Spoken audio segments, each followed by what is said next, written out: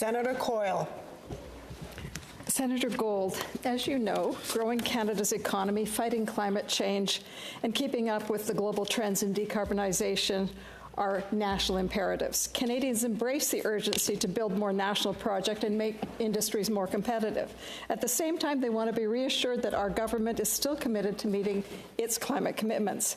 Canada's Net Zero Advisory Body says that decarbonization is a unique opportunity to increase economic prosperity and jobs, as well as human and environmental health. Last year, the government announced a greenhouse gas emissions reduction target for the year 2035 of 45 to 50% below 2005 levels. By 2023, Canada's emissions had only decreased by 8.5%. Senator Gold, is the government still committed to meeting the 2035 target and the climate targets as set out in the Canadian Net Zero Emissions Accountability Act passed in this chamber in 2021? Senator Gold. Thank you for your question, Senator. Government remains committed to its goals and is making investments that will drive emissions down, will drive new economic growth across Canada, and open new export markets with like-minded countries who share our values and want and need, indeed, what we have to offer.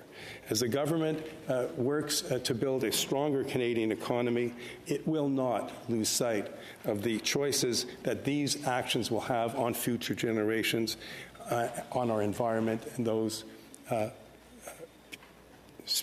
humans and species that depend upon a healthy environment. This government will always be mindful of the long-term sustainability of its plans for economic growth and for a healthy environment for generations to come. Senator Coyle. Thank you very much, Senator Gold. I do hope we will be able to make those actual commitments, the numbers that have been laid out. I was pleased to hear the speech from the throne reference the COP15 biodiversity commitment to protect 30% of the world's lands and waters by 2030, with a promise by the government to create new national parks, new national urban parks, and new marine protected areas. Senator Gold, would you be able to elaborate on the government's plan and timeline for these exciting new conservation initiatives? Senator Gold.